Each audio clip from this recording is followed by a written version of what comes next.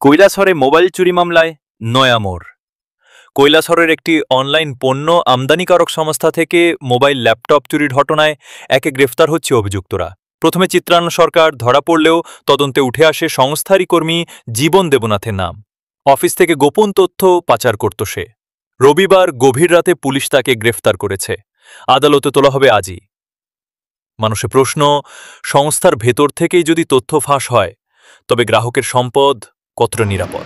19 তারিখ আমাদের থানাতে একটা এফআইআর হয়, যার মূলে দেখা গেছে যে ওইখানে একটা যে ডেলিভারি কোম্পানি আছে ওইখান থেকে মোবাইল চুরি হয়েছিল।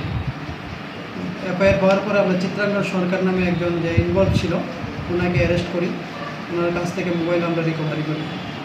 এবং ওই এফআইআর মধ্যে আরেকজনের নাম ছিল যিনি জয়ন্ত দেবনাথ, যিনি শর্টারের কাজ করেন, উনি ধর্মনগর অফিসে দেখে কাজটা করেন। তখন আমরা তদন্ত করে জানতে পারি এবং এফআইআর উল্লেখ ছিল যে চিত্রাঙ্গন সরকার যে মোবাইল চুরি করতে বা বিভিন্ন কাজের সঙ্গে জড়িত ছিল, মোবাইল চুরি, ল্যাপটপ চুরি, লিডিং ট্রান্সপোর্টেশন। চিত্রাঙ্গন সরকারের কাজটা ছিল শুধু লোডিং আনলোডিং করা। আর চিত্রাঙ্গন সরকারকে সাহায্য করতে একজন জয়ন্ত নাথ, যিনি ধর্মনগর অফিসে বসে, বাড়িও ধর্মনগর, উনি বলে দিতেন যে কোন গাড়ির মধ্যে কোন প্যাকেটের মধ্যে ভ্যালুয়েবল জিনিসগুলি আছে, like mobile phone, laptop, headphone.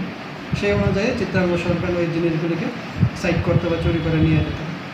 আমরা ওই দিনে চিত্রাঙ্গন সরকারকে যখন অ্যারেস্ট করে সরকার আমাদেরকে বেশ কিছু তথ্য দিয়েছে এবং গতকালকে রাত্রে আমরা তদন্ত করে তথ্যগুলি প্রমাণ পাওয়ার জন্য গতকালকে রাত্রে আমরা জয়ন্ত দেবনাথকে ধর্মনগর থেকে আমরা অ্যারেস্ট করি।